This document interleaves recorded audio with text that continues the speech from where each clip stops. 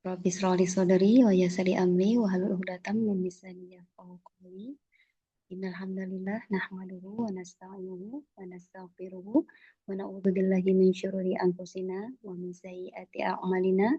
May yahdihillahu fala mudhillalah wa may yudlilhu fala hadiyalah. Asyhadu an la ilaha illallah wa asyhadu anna Muhammadan abduhu wa rasuluh la nabiyya ba'dah. Assalamualaikum warahmatullahi wabarakatuh. Waalaikumsalam warahmatullahi wabarakatuh. Alhamdulillahirabbil alamin. Puji dan syukur kita panjatkan kehadirat Allah Subhanahu wa taala karena atas nikmatnya lah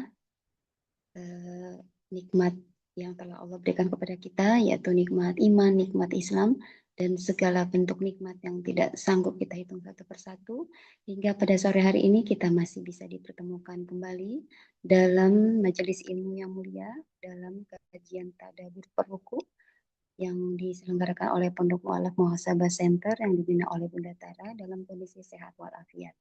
Salam dan salawat kita sampaikan kepada junjungan Nabi besar kita, Nabi Muhammad SAW, juga kepada keluarga, sahabat, dan pengikut beliau yang setia hingga akhir zaman. Semoga kita semua istiqomah menjalankan nilai-nilai dan ajaran yang beliau SAW ajarkan kepada kita. Amin ya rabbal alamin. Baik, sahabat sekalian, sore hari ini kita akan melanjutkan kajian tadabbur perruku untuk sesi hikmah dan refleksi untuk Quran surat Al-Imran ayat 64 sampai 72 insya Allah, yang insya Allah akan disampaikan tausiahnya oleh Ustadz Mujiono Hasan Pohi. Alhamdulillah Ustadz telah hadir bersama kita. Semoga ilmu yang kita dapatkan nanti bermanfaat. Pada sore hari ini, qadarullah, seperti yang kita eh, baca di berita, beberapa saudara kita di Provinsi Padang dan di Tapanuli Selatan, di beberapa daerah lain sedang tertimpa bencana. Mari bersama-sama kita juga mendoakan semoga saudara-saudara kita di tempat lain yang sedang kena musibah, Allah ringankan musibahnya, Allah sabarkan dan kuatkan. Semoga mereka selalu dalam pertolongan Allah dan semoga Allah segera angkat musibah dari mereka. Amin ya rabbal alamin. Baik, untuk menambah keberkahan, seperti biasa kita akan memulainya dengan membaca dulu ayat-ayatnya yang insya Allah akan dibacakan dan juga untuk terjemahnya oleh Mbak Ika. Kepada Mbak Ika, kami persilakan. Ya, mana nih sekarang? Oh, 62 ya Mbak ya kan? Alhamdulillah. Berapa? Enam, Sorry, 64. Ya, 64. 64 tujuh. sampai 72 ya. Ya. Iya, iya. mm-mm. Baik. Alhamdulillah. Ya. A'udzu billahi minasyaitonir rajim. Qul ya ahlal kitabi ta'alau ila kalimatin sawa'im bainana wa bainakum ila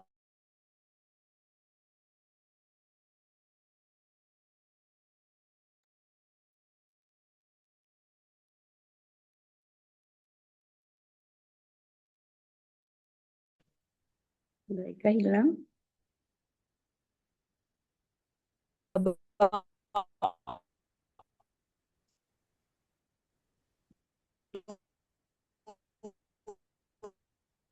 Putus-putus ya suaranya, Mbak.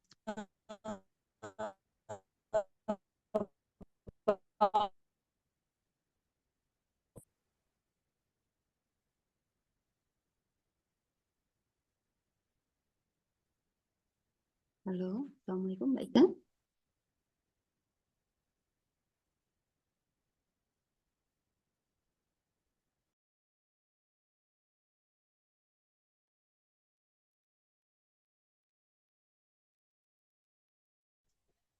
Suara Mbak Ika hilang ya?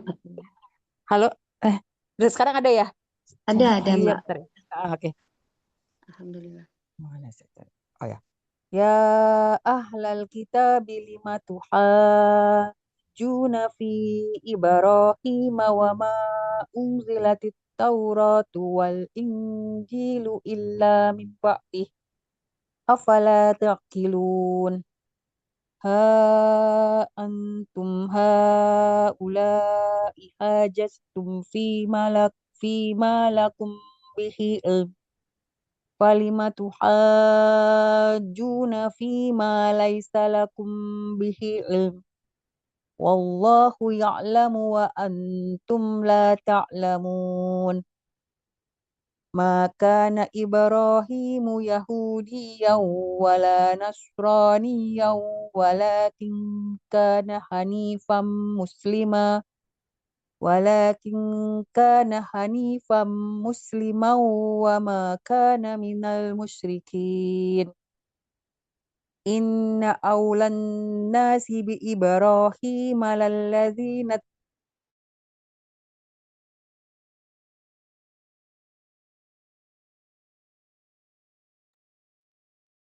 Baik, kita hilang lagi ya. Lagi ya. Maaf Pak Iya, nih iya, karena mau hujan. iya, Mungkin iya, nggak sinyalnya apa-apa. ini. Ya Iya, nggak apa-apa ya. sama. Heeh, Sama nggak, Pak? heeh. Mana tadi tuh? Makana ya. Udah ya. Oh ina. Udah, udah. Inna awlan nasi bi Ibrahim lalladhina taba'uhu wa hadan nabi walladhina amanu wallahu waliyul mu'minin. Waddat ta'ifatum min ahlil kitabi law yudillunakum wa ma yudilluna illa anfusahum wa ma yash'urun. Ya ahlal kitabi lima takfuruna bi ayatillahi wa antum tashhadun. Ya ahlal kitabi lima talbisunal haqqa bil batili wa taktumunal haqqa wa antum ta'lamun. Wa qalat ta'ifatum min ahlil kitabi aminu billadzi unzila alal ladzina amanu wajhan nahar wakfuru akhirahu la'allahum yarji'un. Terjemahannya, eh, ya, ayat 64 ya. Katakanlah Muhammad, wahai ahli kitab, marilah kita menuju pada satu kalimat pegangan yang sama antara kami dan kamu, bahwa kita tidak menyembah selain Allah dan kita tidak mempersekutukannya dengan sesuatu pun, dan bahwa kita tidak menjadikan satu sama lain Tuhan-Tuhan selain Allah. Jika mereka berpaling, maka katakanlah kepada mereka, saksikanlah bahwa kami adalah orang Muslim. Wahai ahli kitab, mengapa kamu berbantah-bantahan tentang Ibrahim, padahal Taurat dan Injil diturunkan setelah dia, Ibrahim? Apakah kamu tidak mengerti? Ayat 66, begitulah kalian, kalian berbantah-bantahan tentang apa yang kalian ketahui. Tetapi mengapa kalian berbantah-bantahan juga tentang apa yang tidak kalian ketahui? Allah mengetahui sedang kalian tidak mengetahui. Ayat 67, Ibrahim bukanlah seorang Yahudi dan bukan pula seorang Nasrani, tetapi dia adalah seorang yang lurus, Muslim dan dia tidaklah termasuk orang-orang musyrik. Ayat 68, orang yang paling dekat dengan Ibrahim ialah orang yang mengikutinya dan Nabi ini, Muhammad, dan orang yang beriman. Allah adalah pelindung orang-orang yang beriman. Ayat 69, segolongan ahli kitab ingin menyesatkan kamu, padahal sesungguhnya mereka tidak menyesatkan melainkan diri mereka sendiri, tetapi mereka tidak menyadari. Ayat 70, wahai ahli kitab, mengapa kalian mengingkari ayat-ayat Allah, padahal kalian mengetahui kebenarannya. Ayat 71, wahai ahli kitab, mengapa kalian mencampur adukan kebenaran dengan kebatilan, dan kalian menyembunyikan kebenaran, padahal kalian mengetahui.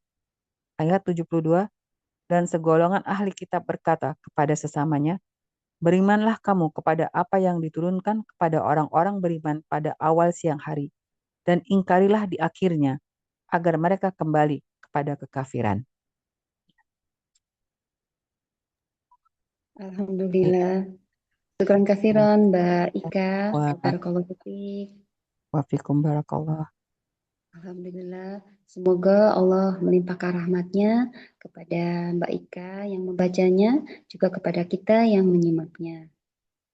Baik, mohon maaf Iya, tadi saya terlewat. Sepertinya saya belum membukanya dengan membaca basmalah. Kita bersama-sama membaca basmalah. Bismillahirrahmanirrahim. Baik, kita akan masuk ke agenda utama kita, yaitu kita akan mendengarkan tausiah dari Ustadz Muji.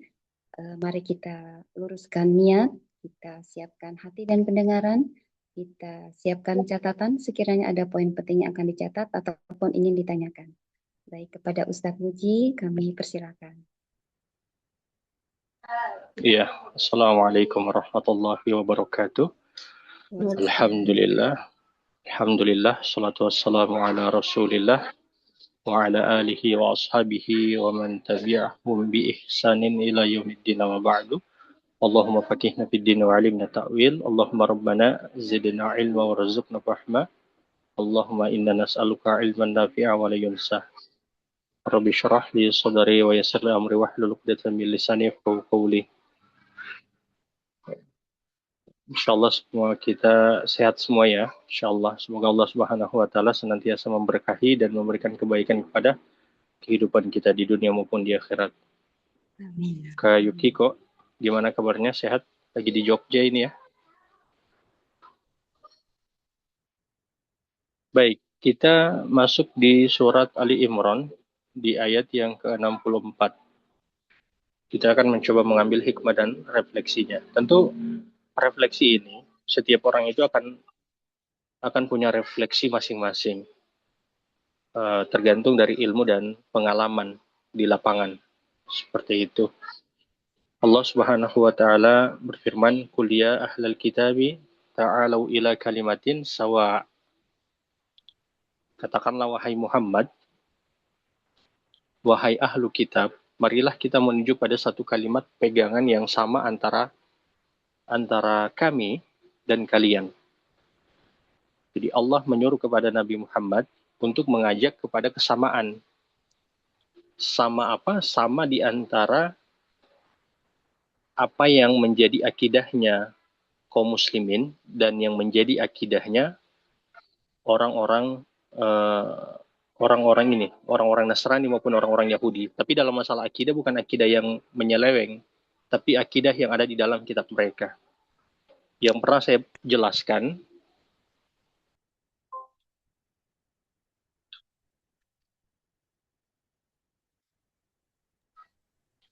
yang dimana kita memiliki akidah yang sama dari para nabi yang Allah utus di muka bumi ini. Jadi karena memang tertuju pada 3 golongan, pertama golongan Yahudi atau Bani Israel, kemudian juga Nasrani, dan kita kaum muslimin, kita memiliki akidah yang sama. Pembahasan akidah di dalam ayat-ayat itu, atau di dalam semua kitab suci itu sama. Yang berbeda itu hanya masalah syariat saja. Ya, yang berbeda itu hanya masalah syariat, kemudian yang kedua itu berkaitan tentang masalah adab. Itu yang berbeda saja. Tapi tidak terlalu berbeda untuk masalah adab. Yang banyak perbedaan itu adalah masalah syariat. Kenapa Tuhan itu la ilaha illallah, Tuhan itu disebut? Gitu ya. Kemudian di sini Allah mengingatkan kepada Nabi Muhammad atau menyuruh kepada Nabi Muhammad untuk mengajak mereka kepada akidah yang sama. Ya, sebagaimana yang saya sebutkan tadi, akidah kita dengan mereka yang ada di dalam kitab mereka, bukan akidah yang mereka amalkan selama ini, atau bukan akidah yang mereka yakini selama ini, bukan akidah yang dimana Tritunggal atau Trinitas itu, bukan seperti itu. Jadi akidah yang memang ada pada kitab mereka.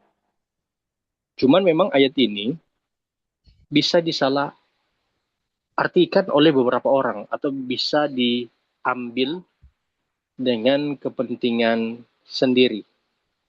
Seperti seakan ayat ini merupakan ayat toleransi.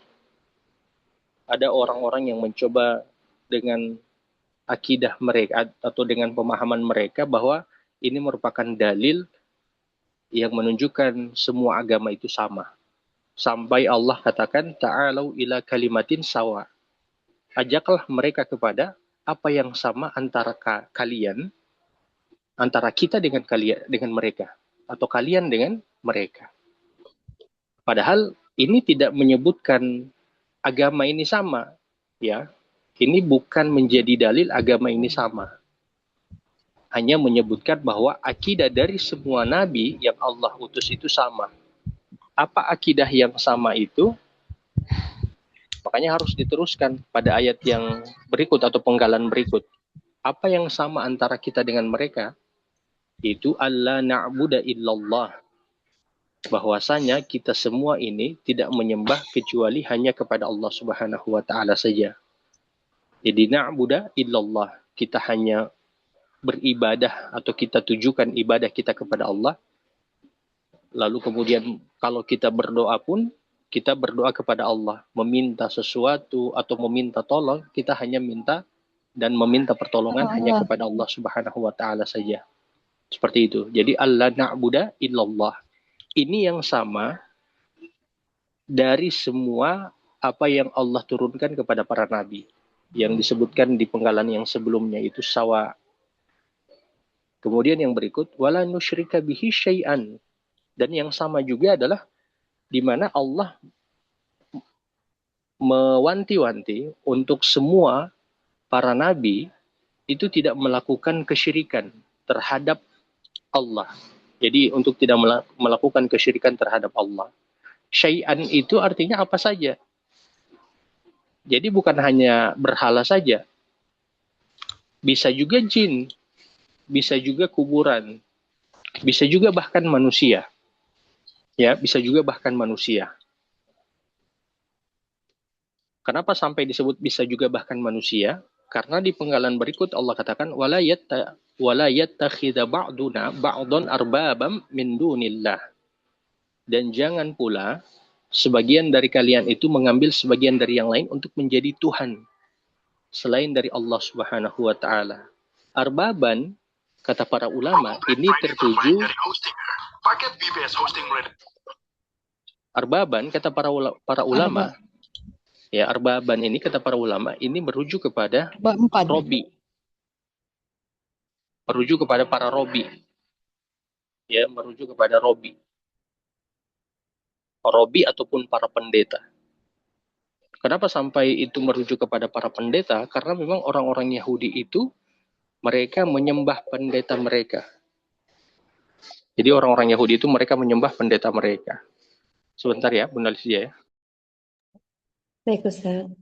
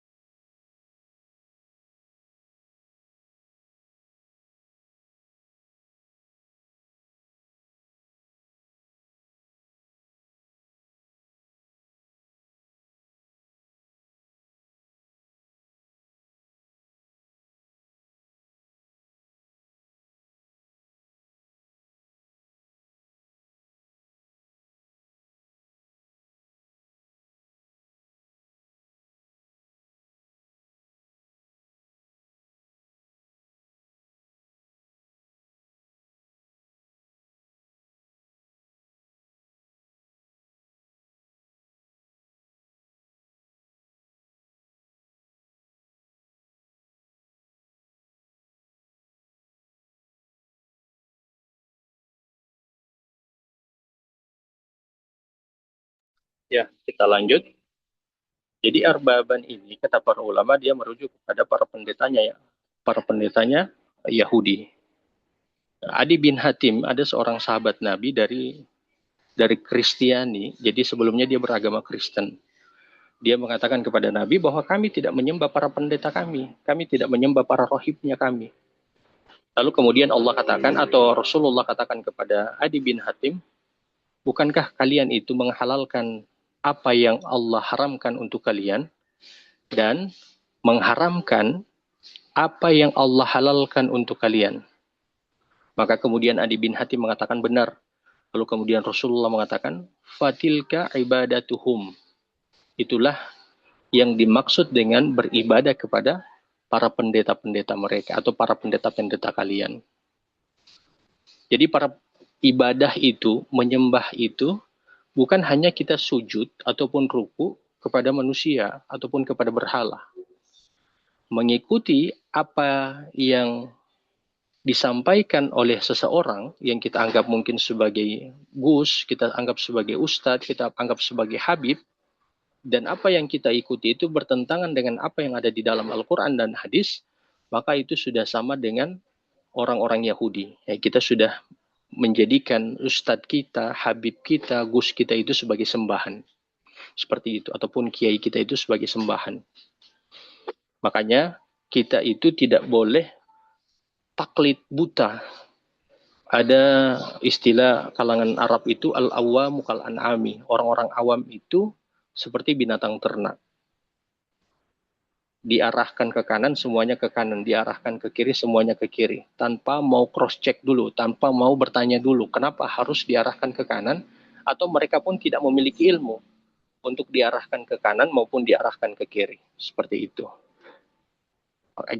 Kita dapati di hari ini banyak orang-orang yang terpengaruh oleh guru-guru mereka. Ya, terpengaruh oleh guru-guru mereka. Padahal Majelis Ulama Indonesia sudah memberikan teguran kepada guru-guru mereka, tapi ternyata para pengikutnya itu masih setia kepada guru-guru mereka ini. Jadi di Majelis Ulama itu memang ada khusus bagian untuk memberikan peringatan kepada para dai yang menyeleweng atau yang menyimpang.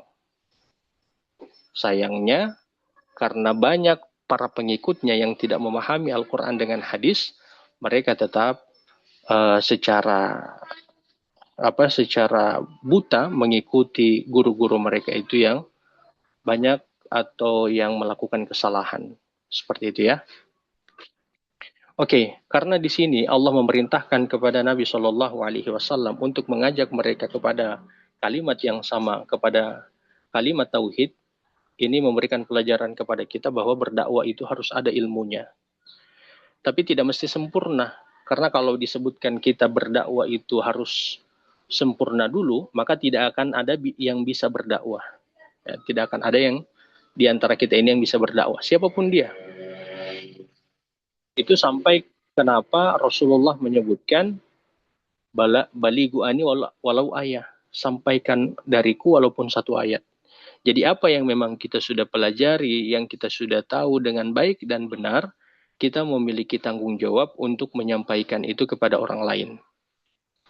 Kalau di dalam surat Al-Hajj ayat yang ke-78, Allah sampai menyebutkan ijtiba, kalian itu telah dipilih. Ya, bagaimana Allah memilih kita? Dengan Allah mudahkan kita itu hadir di majelis ilmu dan memahami ilmu yang diberikan kepada kita.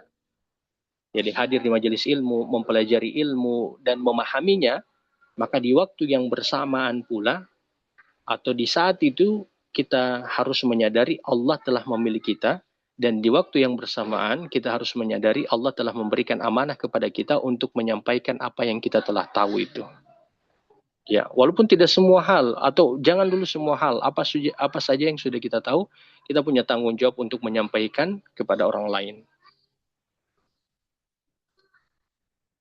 Dan berikut, Arbaban ini memberikan juga pelajaran kepada kita karena saya kaitkan tadi dengan Habib, saya kaitkan dengan Kiai, saya kaitkan dengan Gus yang banyak fenomena di hari ini yang kita dapati seperti itu.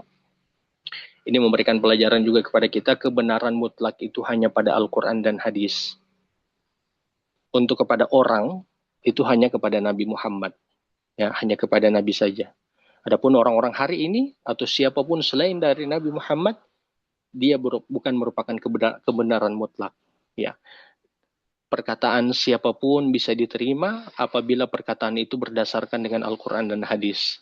Dan perkataan siapapun bisa ditolak apabila itu perkataan bertolak belakang dengan Al-Quran dan hadis Nabi Shallallahu Alaihi Wasallam. Seperti itu ya. Kemudian ayat yang berikut. Ayat yang ke-65. 65 ya. Allah Subhanahu wa taala berfirman, "Ya ahlal kitabi, lima tuhajjuna fi Ibrahim wa ma unzilatit Tauratu wal injilu illa min ba'dih afala ta'qilun. Wahai ahlu kitab, mengapa kalian itu berbantah-bantahan tentang Nabi Ibrahim? Padahal Taurat dan Injil tidak diturunkan kecuali setelah dia Ibrahim. Apakah kalian tidak mengerti? Jadi Yahudi maupun Nasrani itu mengklaim satu sama lain bahwa apa yang menjadi akidah dan amalan mereka itu merupakan akidah dan amalan yang ada pada Nabi Ibrahim, yang diyakini oleh Nabi Ibrahim ataupun yang diamalkan oleh Nabi Ibrahim. Sebenarnya ada 3 golongan yang bertemu. Ada golongan Yahudi yang bertemu bersamaan karena itu dikisahkan seperti itu. Jadi ada seorang Muslim, kemudian ada orang Yahudi, kemudian ada orang Nasrani. Ketiga golongan ini kemudian klaim satu sama lain. Klaim apa? Mereka mengatakan masing-masing adalah pengikutnya Nabi Ibrahim. Bahkan mereka mengatakan apa yang menjadi akidah mereka, keyakinan mereka, itu merupakan akidah maupun keyakinan Nabi Ibrahim.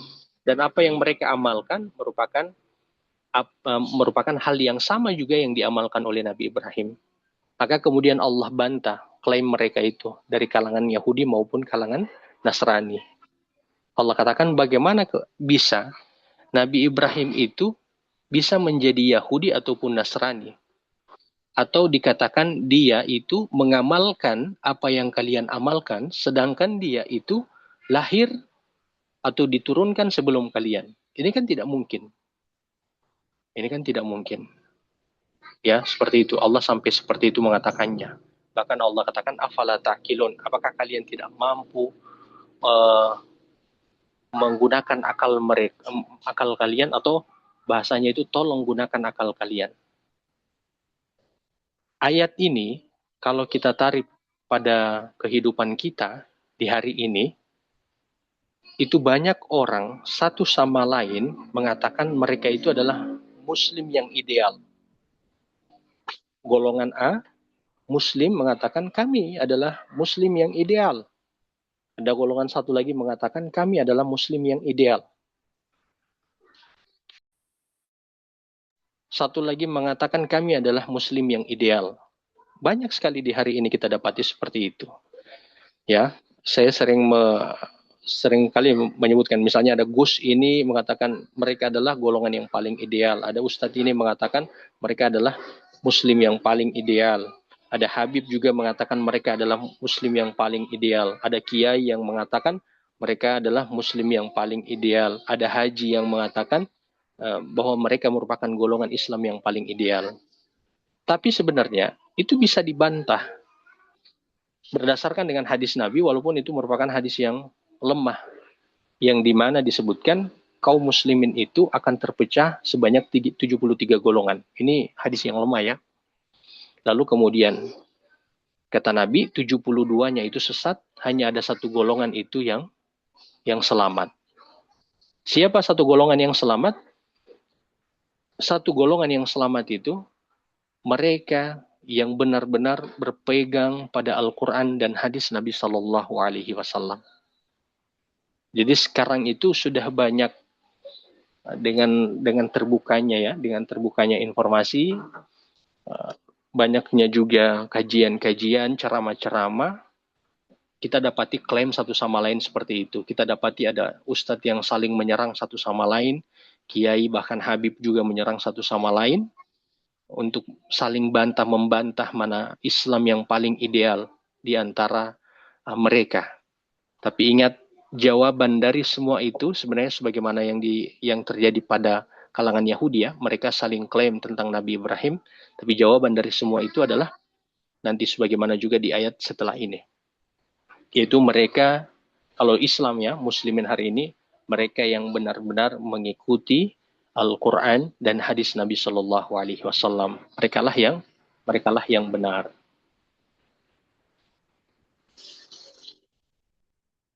Kemudian yang berikut, ayat yang ke-66.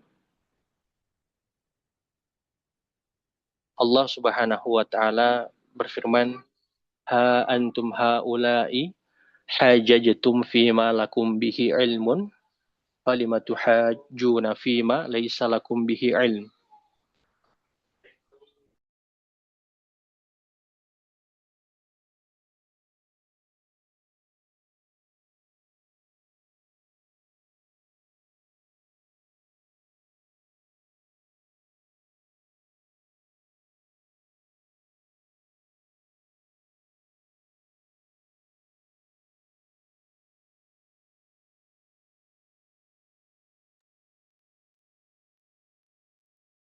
Suara Ustadz hilang. Putus-putus ya? Iya, hilang Mbak.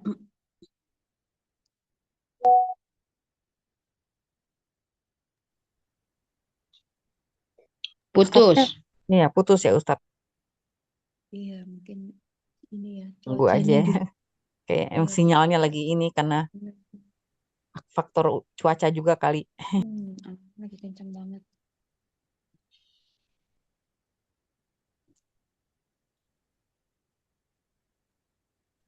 Cek Mbak Lisdia, sudah bagus? Sudah masuk Jaringan saya? Ustadz. Iya, Sudah. saya ulang ya. Ha antum haula'i hajjatum fi ma lakum bihi ilmun falima tuhajjuna fi ma laisa lakum bihi ilm.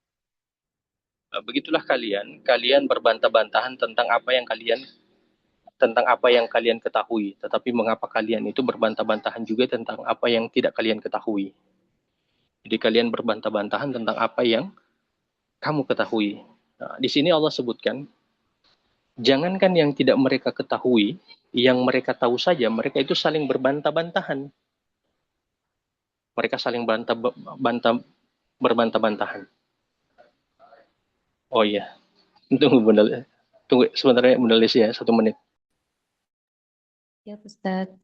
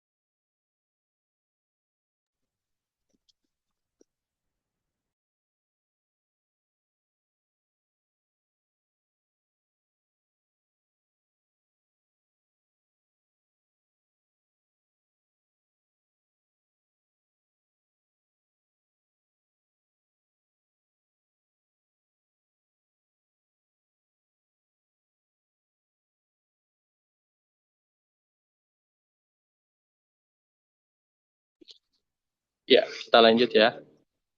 Jadi, dengan apa yang mereka tahu saja, mereka saling berbantah-bantah di antara mereka. Ya, kenapa mereka saling berbantah-bantahan di antara mereka? Karena keinginan dunia saja, ada hawa nafsu.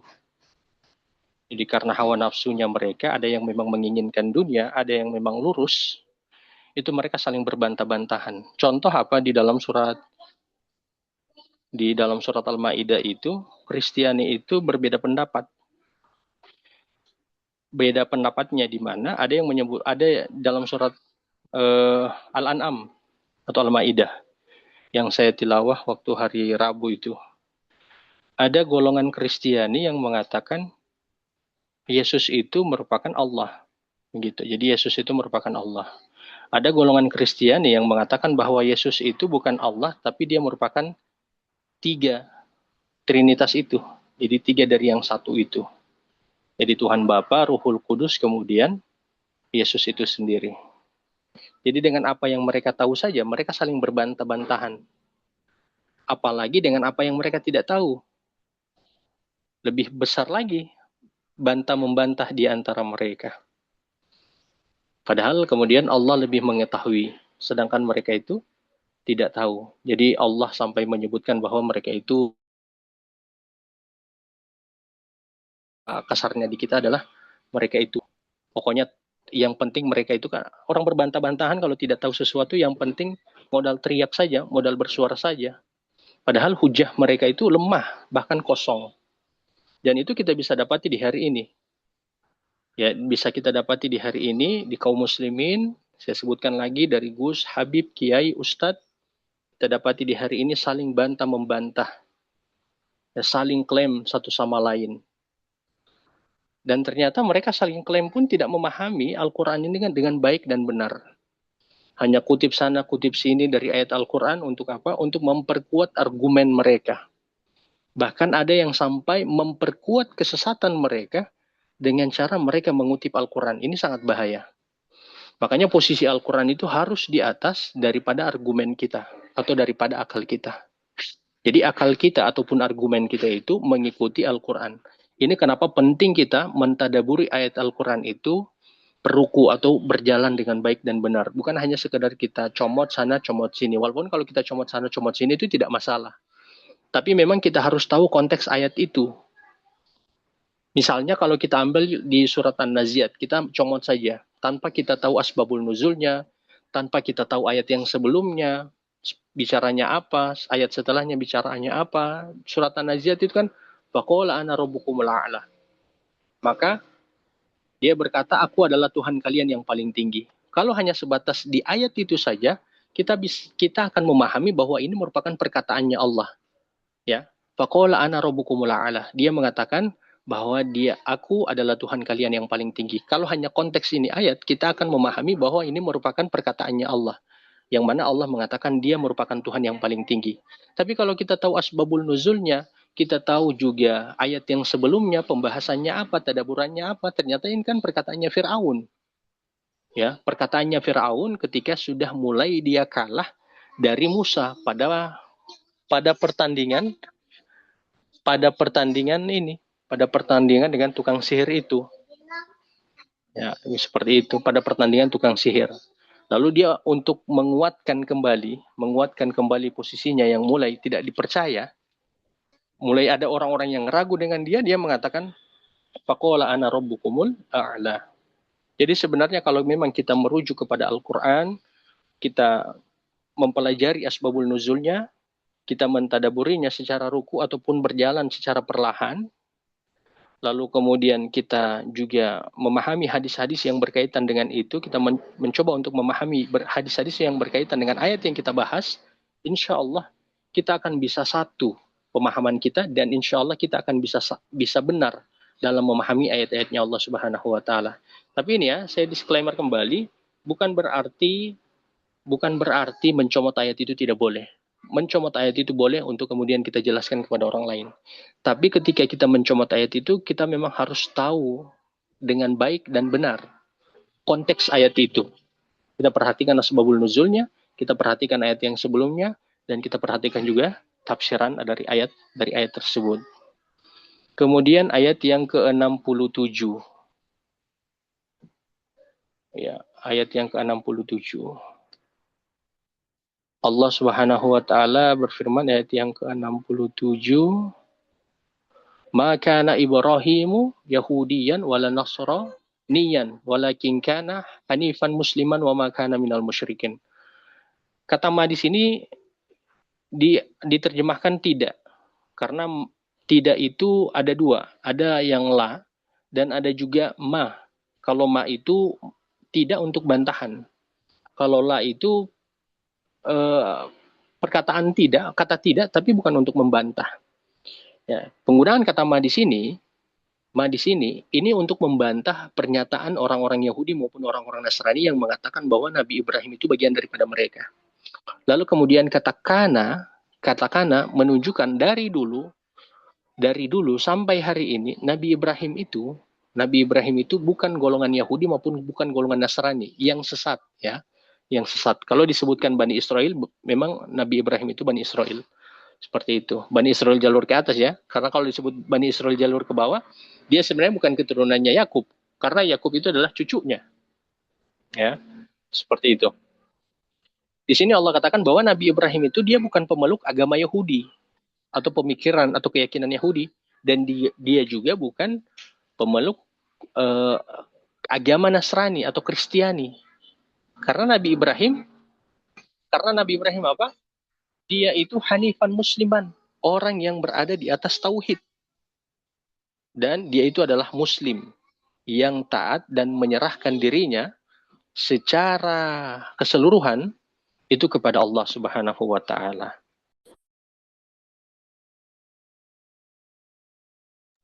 Seperti itu. Ya. Kalau di kita hari ini, maka klaim di antara kita karena sudah banyaknya ceramah, banyaknya kajian, bahkan saling lempar, saling tuduh, saling tuding dan seterusnya, ingatlah bahwa Islam yang benar itu adalah Islam yang hanifan musliman. Islam yang apa? Atau muslim yang apa? Muslim yang memang bertauhid. Tauhid bukan hanya sekedar klaim dia melakukan sholat 5 waktu saja, bukan hanya sekedar klaim dia melakukan ibadah puasa saja, tapi maksud hanifan itu adalah memang dia memahami dengan benar dan secara sempurna apa makna tauhid itu. Dan bagaimana cara dia memahaminya? Tentu dia memahami tauhid ini dari apa yang Allah sebutkan di dalam Al-Quran maupun hadis Nabi Shallallahu Alaihi Wasallam. Dan juga musliman, yaitu muslim yang benar-benar taat dan menyerahkan diri kepada Allah Subhanahu wa taala. Kemudian wa ma kana minal musyrikin. Dan Nabi Ibrahim itu bukan orang yang mensyirikkan Allah, bukan sebagaimana kalangan Kristiani maupun kalangan Yahudi. Di sini sudah waktu azan ternyata, Bunda Lisdia. Nanti insya Allah saya sambung setelah sholat ya. Iya, baik. Ya, syukuran Ustaz. Ya, saya izin. Wabillahi taufiq wal hidayah. Assalamualaikum warahmatullahi wabarakatuh. Waalaikumsalam warahmatullahi wabarakatuh. Ya, para sahabat sekalian, alhamdulillah Ya, beberapa mungkin para ayat. sahabat ada yang mau bertanya sambil menunggu Ya, sambil menunggu Ustadz silakan. di sholat ya, Mbak. Ya, para sahabat jika ada yang ingin ditanyakan sembari menunggu Ustadz Muji sholat maghrib. Sambil menunggu Ustadz Muji sholat maghrib. Coba siapa aja. Fokus, Mbak Marta mungkin. Belum. Mbak Marta? Suara siapa barusan? Bunda Tara nggak sharing refleksi, Bunda Tara? Iya, silahkan monggo. Bunda Tara, maksud saya Bunda Tara yang sharing refleksinya. Oh, saya. Saya sih alhamdulillah ya dengan ayat ini kita sudah disampai di penghujung ya. Mengenai Nabi Ibrahim ini memang kunci kunci dari semua nabi ya. Jadi ketauhidannya itu diakui oleh Allah di mana tadi? Di ayat 67 tadi yang barusan. Nabi Ibrahim itu bukan seorang Yahudi dan bukan seorang Nasrani. Akan tetapi dia adalah orang yang lurus lagi berserah diri kepada Allah dan sekali-kali bukanlah dia termasuk golongan orang-orang musyrik. Yang sudah pernah saya jelaskan di sini kalau perbedaan antara Yahudi dan Nasrani itu mereka mengotak-ngotakkan diri ya. Jadi sebagai seorang Muslim itu seharusnya kita tidak mengotakkan diri, tapi menjadi seperti Nabi Ibrahim yang berserah diri secara total kepada, maksudnya itu taat sepenuhnya kepada Allah Ta'ala. Jadi tidak membuat asumsi sendiri, karena orang Nasrani itu juga mereka membuat pemikiran-pemikiran tersendiri, dan kaum Yahudi juga membuat pemikiran-pemikiran tersendiri. Dan di sini disangkal oleh Allah di ayat 67, dan inilah yang dipakai oleh Rasulullah SAW sampai saat ini ya. Seharusnya kita menggunakannya. Kalau di dalam selawat kita juga ada selawatnya Nabi Ibrahim juga kan. Allahumma sholli ala Muhammad wa ala ali Muhammad kama sholaita ala Ibrahim wa ala ali Ibrahim, itu kan selalu kita bacanya kan seperti itu. Jadi memang kaitannya yang benar-benar melaksanakan akidah Nabi Ibrahim alaihissalam itu adalah Rasulullah SAW. Itu yang membedakan. Dan ini sebetulnya ruku ini dibuka dengan ajakan untuk menyatukan tauhid ya, menyatukan persepsi antara semua golongan. Dan kalau kita ingat di ruku yang di tilawah bareng yang kita pelajari, mungkin ada yang kita tilawah bareng ya, itu kan ingat ada janji waktu kita masih dalam alam ruh, itu ada janji kita bahwa kita manusia hanya menyembah Allah. Dan janji itulah yang banyak yang kita lupa ya. Malah kita terkotak-kotak dalam waktu kita lahir, kita terkotak-kotak dalam golongan-golongan sesuai dengan ajaran orang tua kita. Itu kan ada kan, jadi yang menjadikan Nasrani dan Majusi itu adalah orang yang membesarkan kita. Nah, itu adalah pertanggungjawaban kita sebagai orang tua untuk bisa terus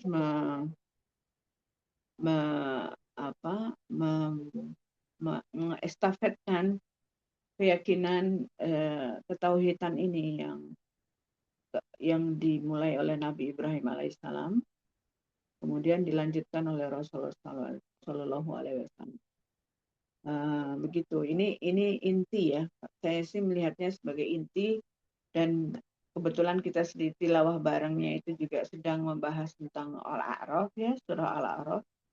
Masih ingat nggak? Ada yang ingat nggak Al-A'raf?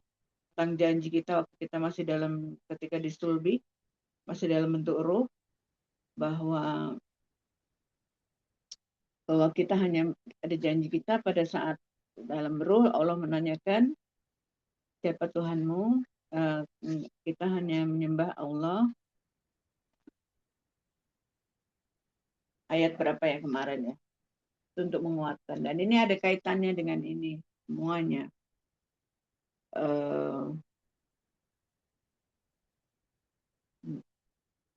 Kira-kira bisa diterima nggak kaitan-kaitannya semuanya itu?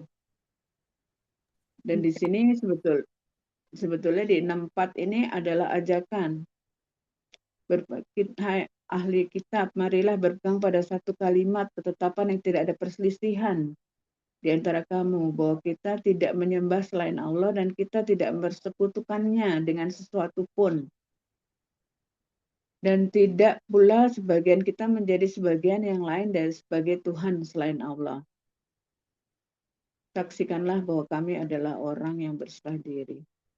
Jadi ini 4 poin ini yang menjadi titik pegangan yang bisa menyatukan semua agama ya, agama Nasrani maupun Yahudi dan kita Muslim, itu sebetulnya bisa jadi satu dan tidak ada perselisihan di Timur Tengah sana, di mana jadi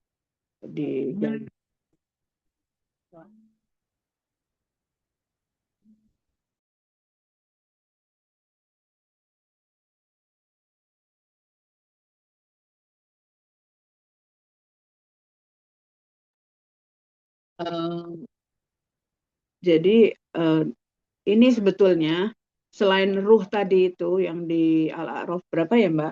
Nggak ada yang ini nggak? Bukunya Al-A'raf soalnya ada di 172. 172 yang itu 172 Al-A'raf 172 ya. Itu sih, tolongin nak.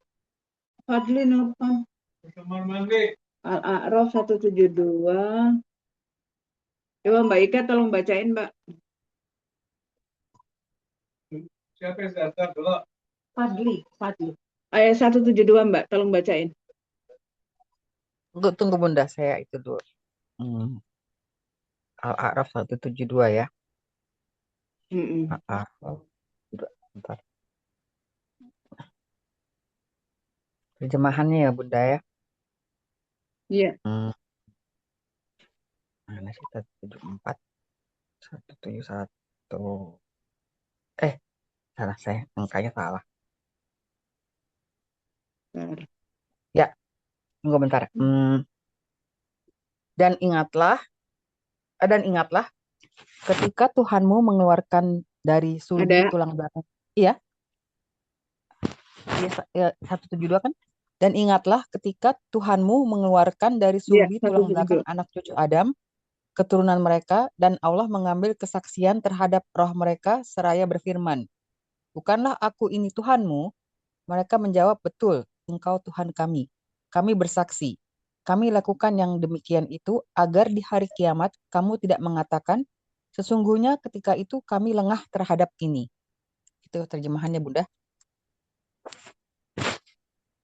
Iya. Ini yang paling penting dari semuanya ini adalah ayat 172. Ingatlah ketika Tuhanmu mengeluarkan keturunan anak Adam ya dari sulbi mereka dan Allah mengambil kesaksian terhadap ruh mereka ya, jiwa mereka. Bukankah aku ini Tuhanmu? Mereka menjawab, betul, engkau Tuhan kami. Kami menjadi saksi. Ini yang penting.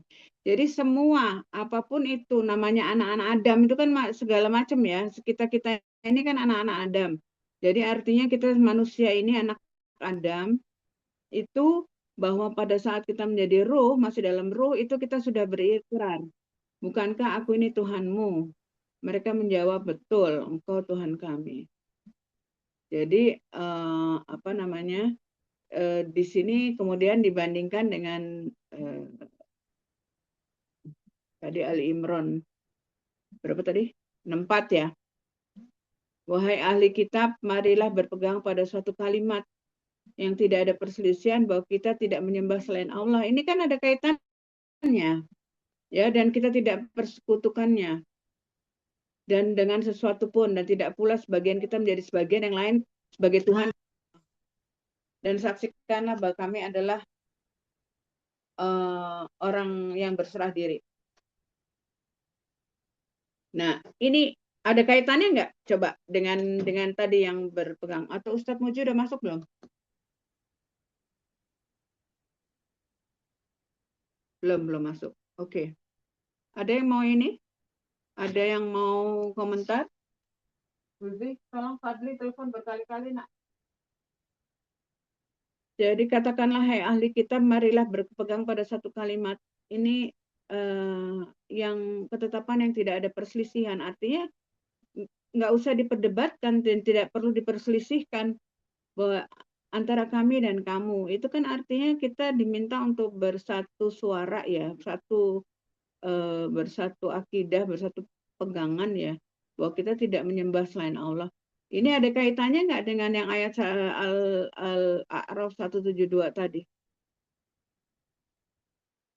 Ada Ada Bu. kaitannya di Ada. Ya, coba. Siapa yang bisa memberikan ini pandangannya sambil nunggu Ustadz Muji?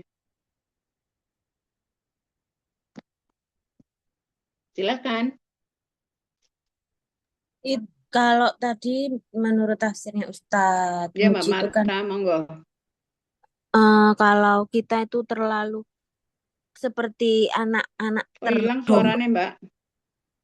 Tes. Halo, Mbak Marta. Halo. Chat aja.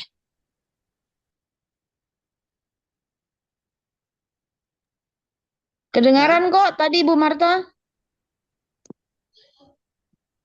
Suaranya hilang.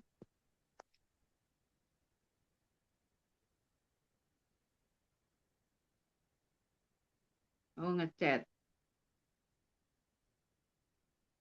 Ya, tentang peribadahan. Nah, ya, artinya bahwa kita ada lagi yang mau yang lainnya, coba ada pendapat yang lain sebelum saya komen. Menjauhi syirik, betul Mbak. Coba tadi siapa yang selain Mbak Marta yang mau bersharing? Kaitannya antara surah 64, Ali Imran 64 dengan Al-A'raf 172 tadi.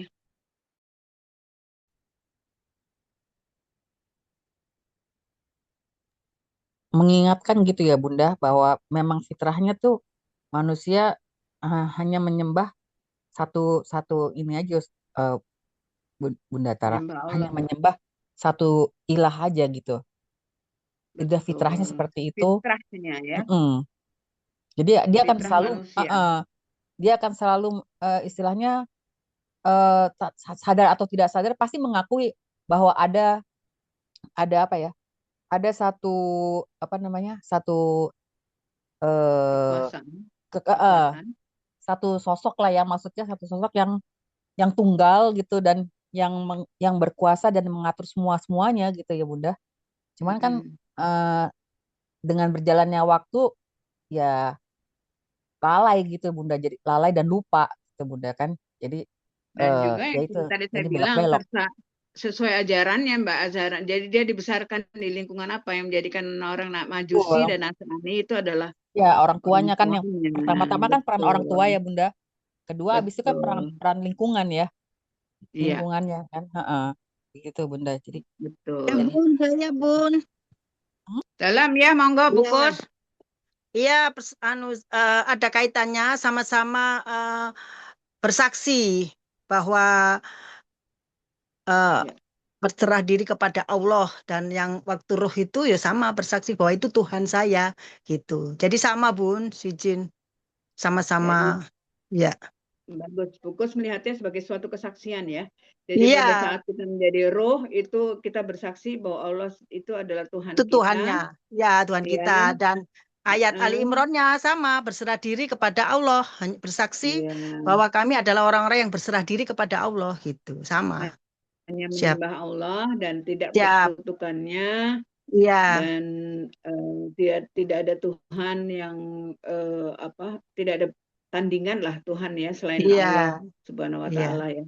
Dan Ini lebih semuanya mendalam bersaksi lagi, ya. sebagai ya, betul. Iya, Jadi iya, lebih ini mereka istilahnya pada waktu yang ayat 172 itu adalah ketika kita dalam kondisi dalam bentuk ruh, sedangkan iya, kalau yang sekarang ini sudah dalam bentuk manusia iya, dan sebagai ahli kitab ya, artinya iya, kita yang sudah mempelajari kitab-kitab yang telah Allah turunkan dari nabi-nabi yang sebelumnya ya. Jadi semua tuh iya. mempunyai nabi-nabi itu mempunyai satu persepsi yang sama, yaitu menyembah pada Allah yang satu dan tidak mempersekutukannya dan tidak ada Allah selain tidak ada Selain Tuhan Tuhan, selain Allah dan iya, juga kita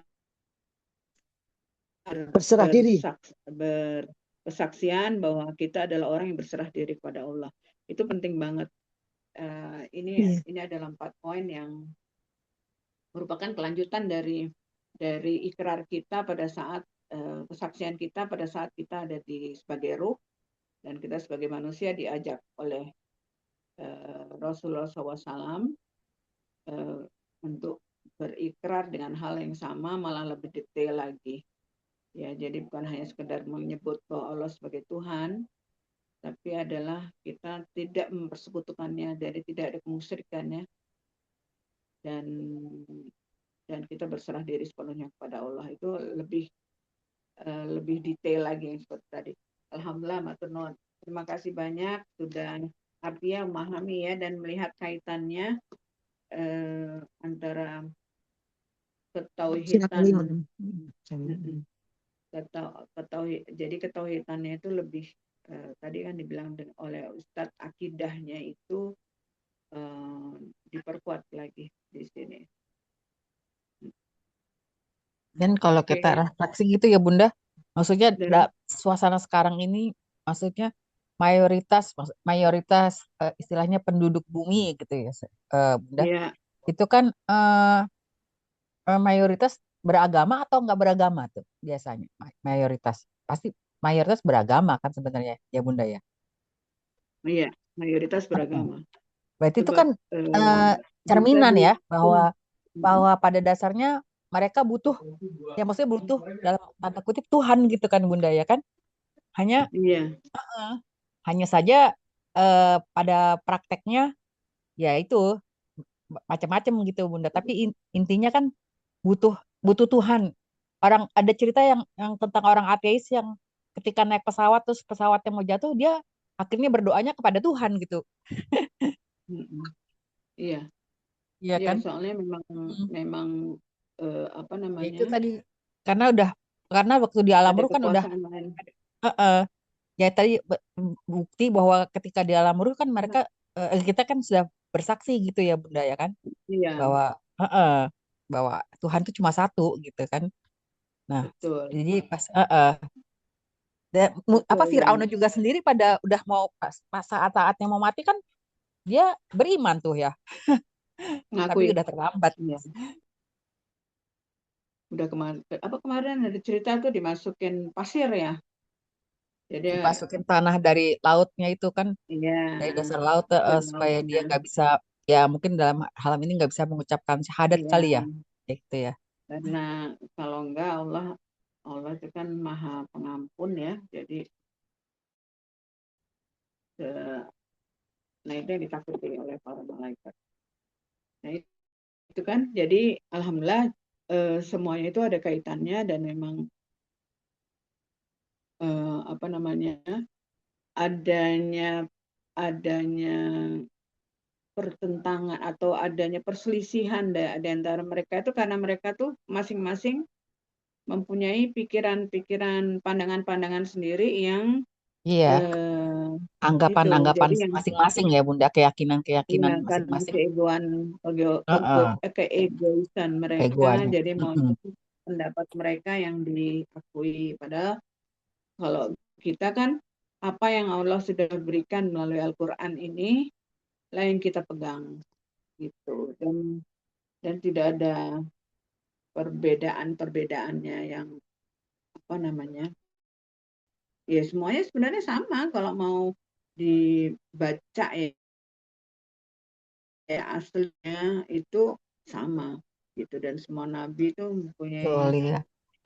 misi yang Mungkin sama. iya Hmm. kalau ada ranah fikih bisa jadi ada sedikit-sedikit beda ya Bunda ya kan.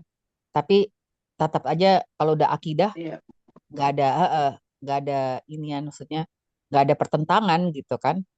Ya satu atau ya ya, maksudnya istilahnya tauhid atau bukan tauhid udah gitu aja cuma dua ya ininya kan pilihannya kan bertauhid atau nggak iya, bertauhid ya Bunda ya kan. iya. Sebab kalau kita kaitkan dengan ini, dengan surah Al-Baqarah ayat 21, perintah pertama yang Allah berikan itu adalah ditujukan pada seluruh manusia. Ingat ayat 21 Al-Baqarah, benar nggak? Ya, ya ayuhan nasu rabbakumul ladzi khalaqakum waladzina min qablikum la'allakum Al-Baqarah tattaqun. ayat 21. Ya Apa di Bun, situ disebutkan? wahai Iya, manusia, sembahlah Tuhanmu yang telah ya, menciptakan kamu dan orang-orang yang sebelum kamu agar kamu bertakwa. agar kamu Bertakwa. ya. Coba, wahai manusia, itu ditujukan pada manusia, artinya kan semua orang. Tidak Iya, ditujukan pada ahli kitab atau ditujukan kepada Bani Israel, apa ditujukan pada Bani Adam. Hai manusia, semua manusia, siapapun dia. Sembahlah Tuhanmu yang telah menciptakanmu. Sembahlah Tuhanmu yang telah menciptakanmu dan orang-orang yang sebelummu agar kamu bertakwa.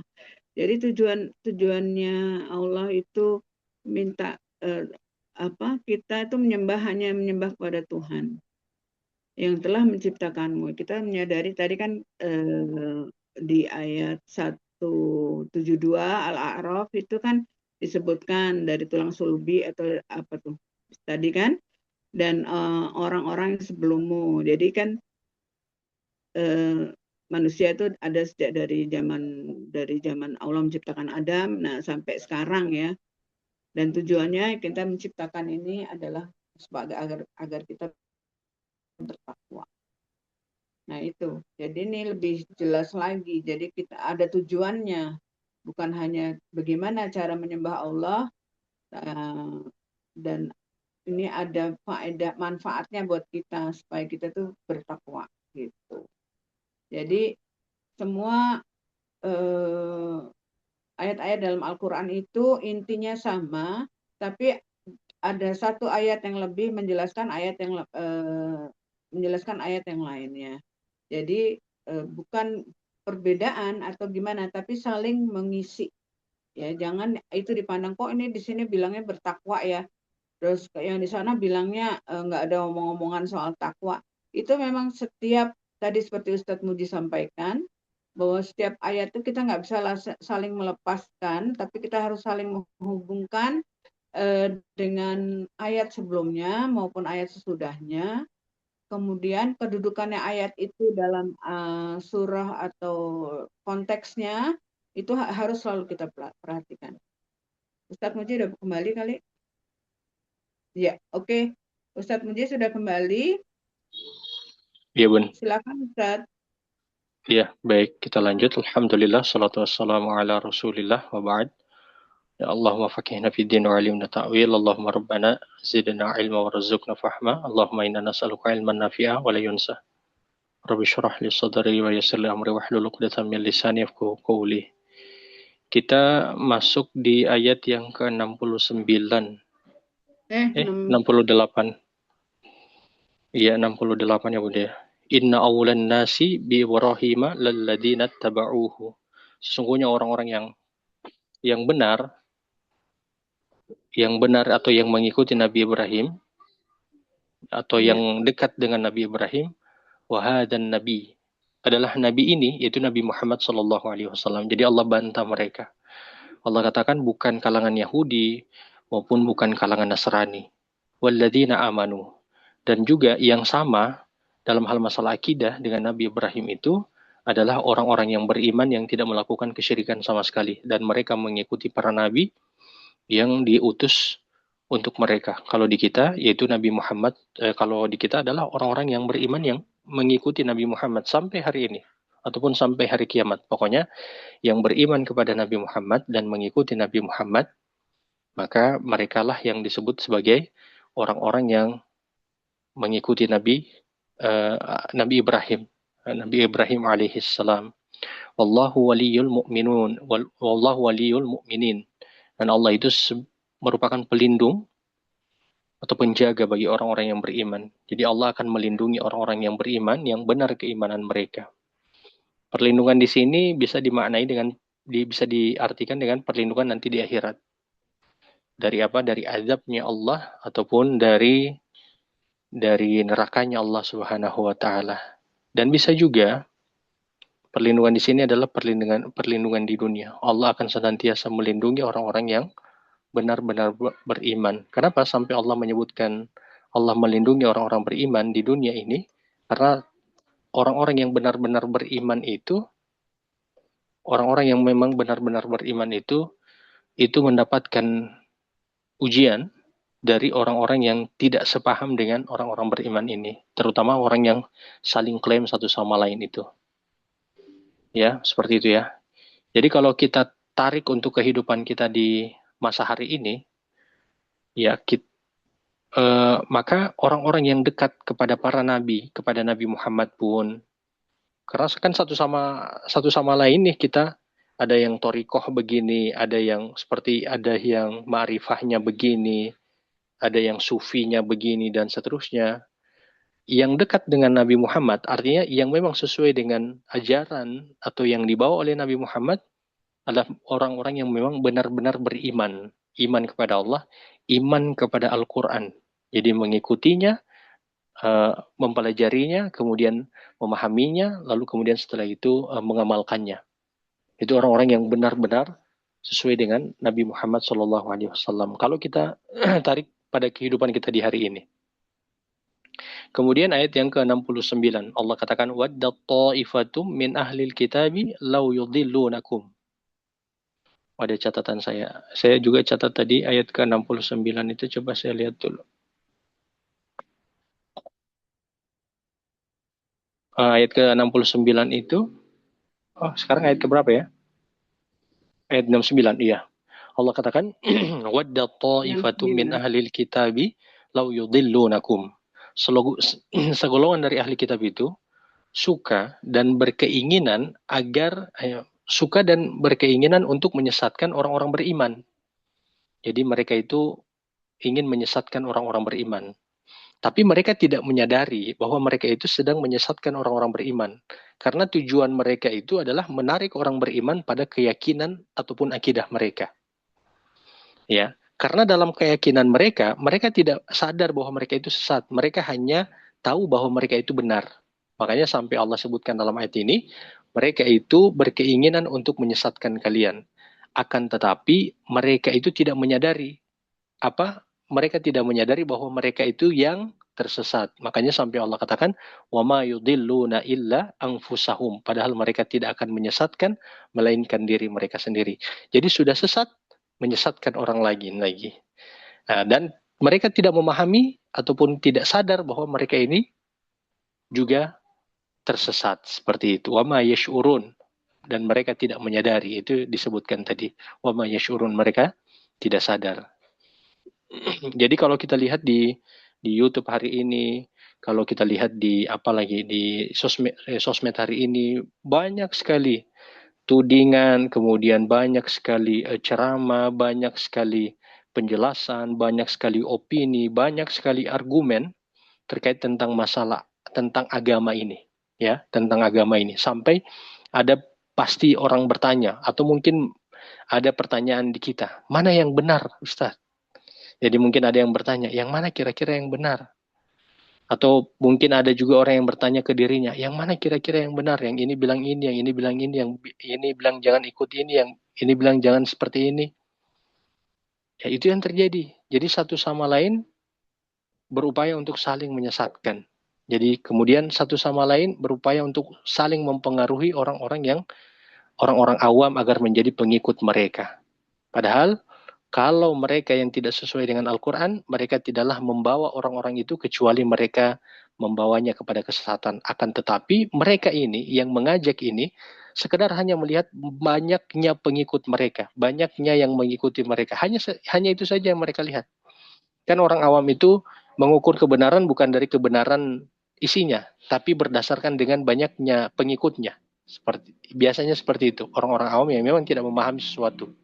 Kan kalau kita beli sesuatu, biasa kalau kita beli sesuatu begitu ya, kita beli sesuatu di aplikasi-aplikasi, kita lihat ya sudah berapa banyak ya orang yang membeli, gitu. Padahal bisa jadi orang yang membeli itu semuanya orang yang tertipu, gitu kan? Oke, ayat yang ke-70.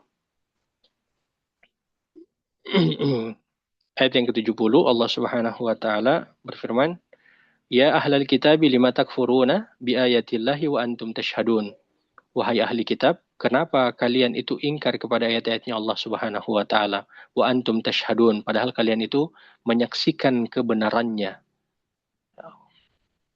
Padahal kalian itu mengetahui kebenarannya. Jadi memang ini orang-orang Yahudi sebenarnya ini. Mereka tahu kebenaran tapi mereka menolaknya. Dikarenakan apa? Alasannya karena kan banyak pengikut. Nah, dikarenakan banyak pengikut atau juga gengsi. Ya, masa saya salah sedangkan saya ini sudah orang yang dihormati, sudah banyak pengikutnya, fatwa saya banyak diikuti. Ya begitu juga hari ini. Kalau misalnya ada orang ustadz besar, karena sudah dia terlena dengan pengikutnya yang sudah banyak, dia sudah didengar di mana-mana, ini bukan menilai mereka, tapi kita berdasarkan dengan konteks ayat, dan juga ini bisa masuk kepada diri kita. Misalnya saya sudah jadi ustadz besar, na'udzubillah ya. Na'udzubillah. Lalu kemudian keinginannya hanya karena itu, mendapatkan jamaah yang banyak pengikutnya, dan seterusnya. Akhirnya apa? Ada mungkin kalimat yang disampaikan ternyata tidak sesuai dengan Al-Quran. Hanya apa? Hanya untuk apa? Hanya untuk mempertahankan popularitas ataupun kedudukan maupun penghormatan itu. Jadi tidak lagi mau kembali kepada Al-Quran dan hadis Nabi Shallallahu Alaihi Wasallam. Seperti itu. Lalu kemudian Allah katakan ayat yang ke-71. Iya, tadi. Masih ayat 70 dulu. Jadi ayat 70 itu, penolakan ini sebagaimana yang saya jelaskan semalam. Penolakan itu ada dua. Ada penolakan secara mungkar, artinya dia tahu yang mana yang benar, tapi dia menolaknya karena masalah kedudukan. Itu biasanya terjadi kepada kalangan-kalangan yang memang sudah mendapatkan panggung di mana-mana. Ya kayak orang Yahudi itu para pendeta-pendeta. Kita bicara konteksnya seperti itu. Kalau di kita hari ini ya seperti itu juga. Sudah dinasihati oleh majelis ulama, sudah diingatkan oleh majelis ulama, ternyata mereka tetap melakukan itu semua. Ya. Lalu kemudian yang berikut para pengikutnya itu mereka juga mengingkari ayat-ayatnya Allah. Dikarenakan apa? Dikarenakan kebodohan mereka. Jadi mereka tetap mengikuti guru-guru mereka. Sudah diingatkan oleh Majelis Ulama Indonesia tentang kesalahan, kebatilan dari guru mereka, ternyata masih ada juga pengikutnya. Na'udzubillah. Ternyata para pengikutnya tidak mau untuk merujuk kepada kebenaran yang sebenar-benarnya, yaitu Al-Quran dan hadis Nabi Shallallahu Alaihi Wasallam. Makanya kita minta kepada Allah supaya Allah dekatkan kita dengan Al-Quran dan pahamkan kita dengan Al-Quran dan hadis, dan kita mampu untuk mengamalkannya sampai nanti kita bertemu dengan Allah Subhanahu wa taala. Ya, kita minta ini untuk semua kaum muslimin dan muslimat di mana saja berada. Ayat yang terakhir, ayat ke-71. Allah katakan, "Ya ahlal kitabi, lima talbisunal haqqa bil batil." Wahai ahlu kitab, mengapa kalian itu mencampur adukan yang benar dengan yang batil? Jadi mencampur adukan ini bisa dua. Yang pertama, benar kitabnya, tapi salah tafsirannya. Dan ini banyak terjadi di hari ini. Benar Al-Qur'annya, tafsirannya yang salah. Kenapa bisa tafsirannya salah? Karena memang punya keinginan, punya kemauan duniawi. Jadi punya hawa nafsu duniawi, penghormatan, kedudukan, materi, dan seterusnya. Jadi Qur'annya benar, tafsirannya yang salah. Atau dibelok-belokan. Ya, dibelok-belok.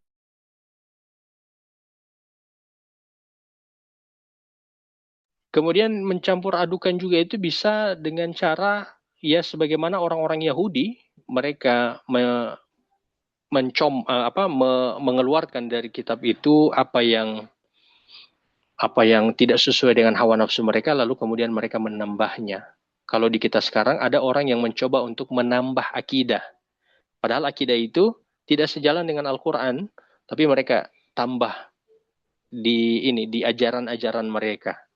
Ada amalan-amalan yang amalan itu tidak ada di dalam Al-Quran, tapi mereka tambah pada pengamalan-pengamalan pertemuan ataupun majelis-majelis mereka. Ini orang-orang yang disebut dengan orang yang mencampurkan kebenaran dan kebatilan. Ya, orang yang mencampurkan kebenaran dan kebatilan. Wa taktumunal haqqa wa antum ta'lamun. Dan kalian pula menyembunyikan kebenaran padahal kalian mengetahuinya. Ini kebanyakan para pendeta Yahudi di masa itu. Kalau kita di hari ini adalah para guru, para gus, para habib, para ustadz dan seterusnya. Itu yang oknum ya, yang banyak diingatkan oleh majelis ulama mereka itu. Mereka menyembunyikan kebenaran, padahal mereka mengetahuinya. Alasannya karena apa? Alasannya duniawi saja. Memang kalau sudah dapat penghormatan itu sulit sekali untuk bisa merujuk kepada kebenaran. Apalagi sudah banyak pengikut. Begitu. Itu ya. Ya itu ujiannya memang kalau jadi ustadz itu. Karena resikonya apa? Ditinggalkan oleh jamaah. Ya, akan ditinggalkan oleh jamaah. Jadi harus ikut jamaah. Padahal ikut dengan jamaah selama jamaah sesuai dengan Al-Quran dan hadis boleh. Mungkin begitu Bunda Lis dia. Kalau ada yang ingin ditambah atau ingin ditanya, dipersilakan. Atau ingin di-sharing juga boleh. Menyamakan persepsi. Baik, Ustaz. Afwan, saya sendiri dari tadi terlempar, barusan bisa masuk lagi. Silakan jika ada sahabat yang masih ingin ditanyakan atau mungkin refleksi. Ada Bunda Yukiko itu mungkin. Ada Kak Yukiko, silakan.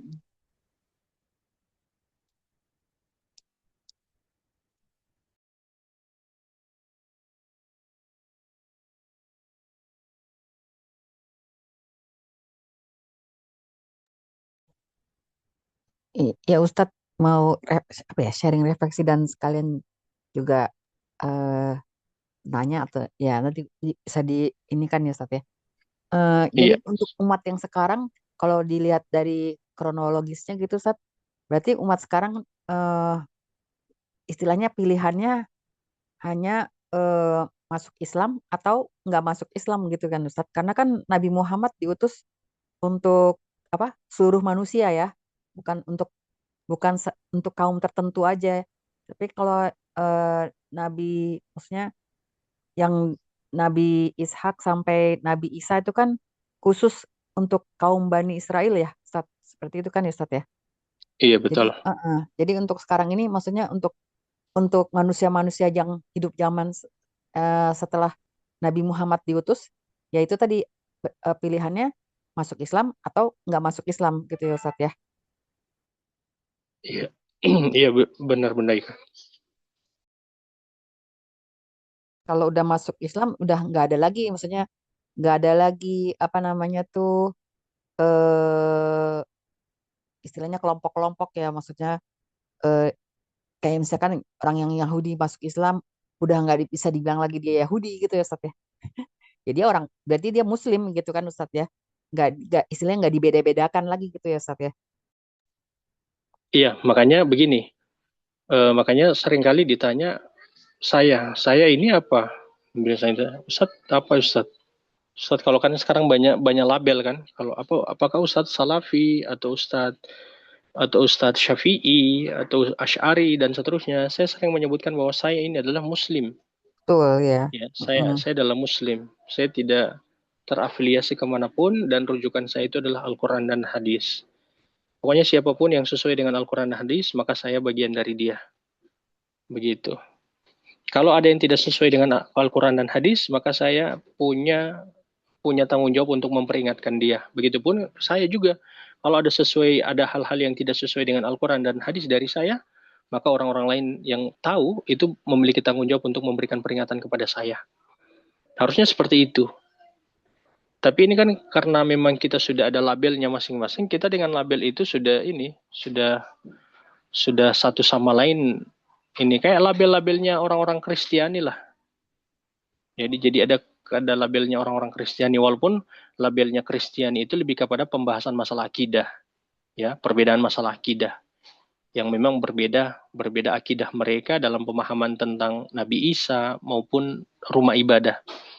Nah, di kita mungkin tidak berbeda dalam hal masalah akidah secara keseluruhan, tapi sebagian kecil ada yang sampai berbeda dalam masalah akidah.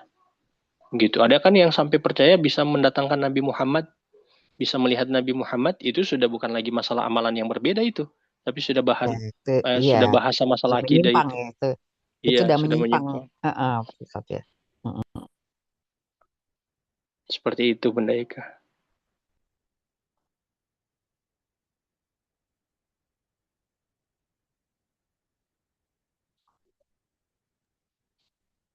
Ustadz Akman, apakah Iya, dengan silakan. Muslim, kalau sebagai seorang Muslim itu ya dibandingkan dengan Yahudi, Nasrani, mereka itu kan membentuk sebagai suatu kelompok-kelompok ya Ustadz. Sedangkan kalau Muslim, Islam itu seharusnya kan tidak mengotak-ngotakkan diri. Nah, mungkin sekarang dalam perkembangannya itu terkotak-kotak dalam tadi yang mazhab-mazhab atau aliran-aliran atau menyebut dengan label-label tadi yang Ustadz sampaikan itu sebagai Syafi'i atau apa Salafi atau apa ya. Jadi itu yang sebetulnya yang merusak dari arti berserah diri sepenuhnya kepada Allah itu kan dengan jalan Rasulullah melalui Rasulullah SAW, ajaran-ajarannya melalui Al-Quran dan hadis gitu loh. Jadi dalam perkembangannya Islam itu sendiri juga akhirnya sekarang lebih menjurus ke pengotakan juga gitu loh Ustadz. Kalau itu yang saya lihat ya, pandangan saya. Gimana Ustadz? Iya, benar Mun. Jadi label sekarang itu sudah bukan lagi masalah ini. Sudah Mengotak-ngotakkan, bukan. jadi nggak ada bedanya dengan Yahudi dan Nasrani. Iya, betul. Makanya itu yang sampai Allah ingatkan kepada kita dari ayat Al-Quran yang pembahasannya orang-orang Yahudi itu. Dengan kita mengkultuskan Gus atau Ustadz atau Habib atau gimana itu kan juga penyimpangan Arbaban. kan? Iya, bisa arbaban itu, Bon. Iya, justru itu. Jadi yang kita pegang bukan hanya pelajaran Al-Quran dan hadis saja, ajaran yang ada di Al-Quran dan hadis. Tapi karena kebodohan ya, karena memang ya banyak orang-orang kita tuh memang mengkultuskan apa ya, kayak bangsanya raja, bangsawan, orang yang terpandang, Wali, orang gitu. soleh. Iya, orang soleh, wali atau gimana. Jadi ya kita tuh berada dalam kondisi jenis modelnya manusia yang seperti itu gitu loh. Jadi yang ya istilahnya itu kayak kebo dicucuk hidungnya biar mau dibawa kemana juga ngikut aja gitu loh. Jadi nggak, harusnya kan kita diharap kalau kita ikutin Al-Quran kan ya afala ta'qilun, apakah kita nggak berpikir, apakah kita, itu kan kita disuruh berpikir, kita disuruh apa namanya, belajar, kita disuruh apa namanya, bukan hanya sekedar menerima, tapi benar-benar harus dicerna gitu loh. Itu ternyata dalam praktek kehidupan sehari-hari itu terutama di sekeliling kita ini masih jauh dibandingkan. Malah mungkin perkembangan Islam tuh lebih gencar di luar negeri karena mereka tuh punya kebiasaan, punya tradisi untuk senang membaca ya Ustaz. Jadi sekarang ada mereka bisa membaca Al-Quran dengan kemajuan teknologi dan kemudahan untuk mengakses Al-Quran dari segala macam cara. Mereka bisa menemukan apa ya, keistimewaan atau keajaibannya Al-Quran itu, dan juga ditambah dengan hidayah yang Allah turunkan kepada masing-masing. Jadi orang yang sudah terbiasa untuk kritis, untuk membaca, senang membaca, itu malah banyak yang terbuka, banyak yang masuk Islam karena itu gitu, sebagai pengikut Islam. Gimana Ustaz? Iya, bukan kalau saya sih bukan merendahkan atau meremehkan yang lain, tapi lebih memang saya suka gaya berislamannya orang-orang Barat. Mereka itu logikanya jalan, tapi bukan logika yang bertentangan dengan Al-Quran. Jadi mereka mampu untuk membuka. Jadi makanya sampai orang-orang ateis itu mampu bisa masuk ke dalam Islam karena orang-orang yang kayak seperti Ustadz Noman Alikan, kemudian Mufti Meng juga, dan beberapa ada Bilal Asad dan seterusnya. Mereka itu kalau yang perempuan kan juga ada, yang perempuan itu beberapa itu kan yang perempuan juga ada. Itu cara mereka membantah itu sangat bagus dan menggunakan ayat Al-Quran dengan tadaburannya, kemudian dengan logika yang jalan. Artinya logika jalan itu ya pikiran yang terbuka lah. Kalau di kita kan dengan kekakuan. Di Indonesia ini dengan kekakuan. Ada yang sampai mengatakan walaupun sudah disebut sebagai penuntut ilmu, ada yang sampai membatasi, kamu jangan sembarang baca Quran. Kamu belum pantas di Quran. Kamu belum sembarang untuk baca tafsiran. Kamu tidak pantas itu ini tadabbur. Kamu belajar sama siapa? Oh jangan gitu. Dan tidak, padahal itu bisa membangun ta'assub, itu bisa membangun kekotak-kotakan itu, kefanatikan itu. Harusnya kenapa tidak bisa ke sana harus dijelaskan. Mungkin bisa dijelaskan apa alasannya, misalnya mungkin dalilnya ini, Qurannya ini, mungkin dia terafiliasi dengan Syiah, bolehlah. Itu kalau yang seperti itu boleh, kalau memang dia terafiliasi dengan Syiah dan seterusnya boleh. Tapi kita kan sekarang itu ada yang mengatakan jangan kamu ke sana, jangan kamu ke sana, karena hanya sekedar takut kehilangan jamaah. Ini satu. Kemudian jangan takut ke sana itu, jangan kamu ke sana itu karena mulai ada kefanatikan kelompok begitu. Jadi tidak dijelaskan kenapa tidak ke sana. Kalaupun dijelaskan mungkin ternyata tidak sesuai penjelasannya begitu. Kalau saya lihat di orang-orang Barat, masya Allah penjelasan mereka, ayat mereka bagus itu, mereka karena wawasan mereka terbuka, kemudian pikiran mereka juga terbuka dan seterusnya. Mbak Tara, boleh saya sharing sedikit? Boleh Bunda Wati. Assalamualaikum warahmatullahi wabarakatuh. Pak Waalaikumsalam warahmatullahi wabarakatuh. Ya, Pak Ustadz, Bunda Tara, saya tertarik ya, barusan tergelitik. Jadi ingin sharing ini testimoni ya Pak Ustadz dan Mbak Tara, saya kira Mbak Tara tahu. Kebetulan mantu saya juga mualaf Pak, orang Iya. Inggris. Ya, Alhamdulillah betul seperti yang Bapak Ustadz sampaikan. Jadi bukan saya mau ria, tapi betul sekali dia mualaf, dia orang Inggris. Tetapi ketika mempelajari Islam, betul seperti Pak Ustadz sampaikan, betul-betul rigid. Dia tidak mau begitu saja. Dia membaca buku-buku Islam dan dia bilang saya terlahir 24 tahun menjadi non-Islam, tapi saya mendapatkan hidayah. Begitu dia katakan. Jadi dia itu memang belajar betul Ustadz. Ketika guru ngaji saya, anak-anak saya mengajarkan sholat, dia itu tidak mau begitu saja.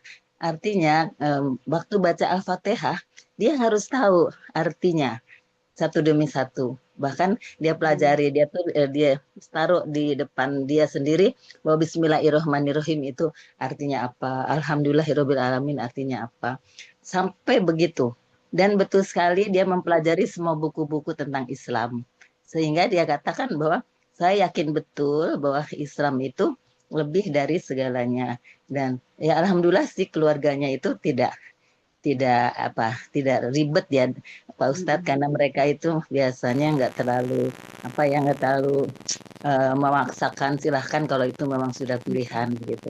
Ya jadi betul sekali. Dia itu sangat rasional, tidak asal-asal gitu kan. Saya tahu persis bahwa Islam ternyata sesudah saya pelajari jauh lebih baik dari yang pernah saya pelajari. Alhamdulillahnya juga Pak Ustadz, mantu saya yang satunya lagi itu orang Betawi, yang Islamnya ya alhamdulillah ya bagus, menjadi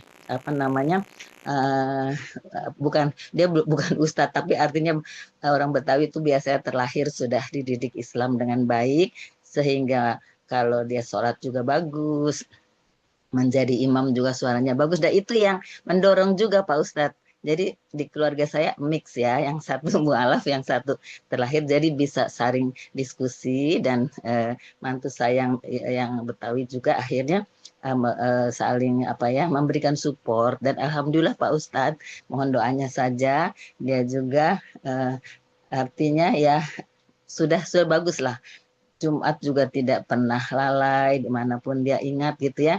Waktu di Inggris dia juga tidak berhubungan dengan ini Pak Ustadz. Jujur di Inggris itu mungkin Mbak Tara tahu persis, ada golongan yang memang lumayan ekstrim ya, yang apabila yang baru belajar itu akhirnya takutnya lalu salah arah.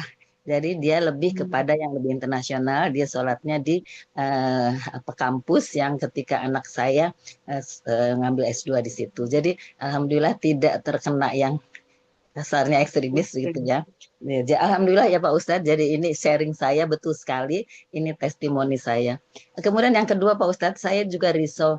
Lalu bagaimana ya Pak Ustadz, tadi betul sekali bahwa di sini banyak sekali kelompok-kelompok yang tadi Pak Ustadz katakan, ikuti saya, ini yang terbaik. Padahal kan harusnya menurut Pak Ustadz dan kita semua sepakat harus melihatnya adalah dari Al-Quran dan hadis. Tapi ya banyak Pak Ustadz di sekitar kami juga yang seperti itu. Lalu bagaimana ya Pak Ustadz mengatasinya? Kadang-kadang kan ibu-ibu, maaf ya, majelis taklim juga kan bukan yang tidak semuanya itu yang pendidikannya tinggi atau yang wawasannya luas, sehingga tuh kayak betul kata Pak Ustadz, kayak kerbau dicocok hidung ya, asal dibilangin oke, ngikutin gitu. Dia sendiri tidak sadar itu betul atau salah. Nah, lalu bagaimana saya sebagai orang awam ketika bergaul dengan mereka tuh, bagaimana sikap kami ya? Karena memang itu juga sangat berpengaruh. Kadang-kadang sedih juga Pak Ustadz kalau lihat begitu. Jadi ada kelompok-kelompok tertentu yang kadang-kadang bergosip-gosip gitu loh, mengatakan kelompok sana begini, kelompok sana begini. Mohon arahan Pak Ustadz, gimana sih sebaiknya? Sedih juga ya kalau di Islam seperti itu, seperti yang dirisaukan Mbak Tara juga tadi. Demikian Pak Ustadz, sekedar berbagi ya Pak Ustadz, maaf nih, karena saya juga tadi betul tersentuh kok ke sana tadi pembicaraannya. Terima kasih Pak Ustadz dan Mbak Tara. Wassalamualaikum warahmatullahi wabarakatuh. Waalaikumsalam warahmatullahi wabarakatuh, Bun. Jadi memang gitu, Bun. Kita memang harus mempelajari agama kita ini dari Al-Quran dan hadis. Ketika kita mempelajari Al-Quran dari Al-Quran dan hadis, maka kita akan bisa mengambil kebenaran itu dari siapa saja. Jadi bisa saja memang orang yang mengajak kita itu, orang yang mengajak kita itu orang yang benar. Makanya kita harus ada tolak ukurnya. Tolak ukur kita adalah Al-Quran dan hadis. Jadi jangan sampai juga kita mengikuti sebagaimana ada kelompok Syiah, Ahmadiyah, dan lain-lain. Kalau Ahmadiyah itu kan memang sudah disesatkan oleh Majelis Ulama Indonesia kan, karena ada apa yang pendidikan mengaku sebagai nabi. Kalau sekarang Nabi, sudah iya, dirubah. nabi yang terakhir katanya. Nabi terakhir mereka katakan. Itu yang harus kita jaga dari diri kita supaya tidak terikuti dengan aliran-aliran seperti itu. Dengan ya kita belajar Al-Quran dan hadis.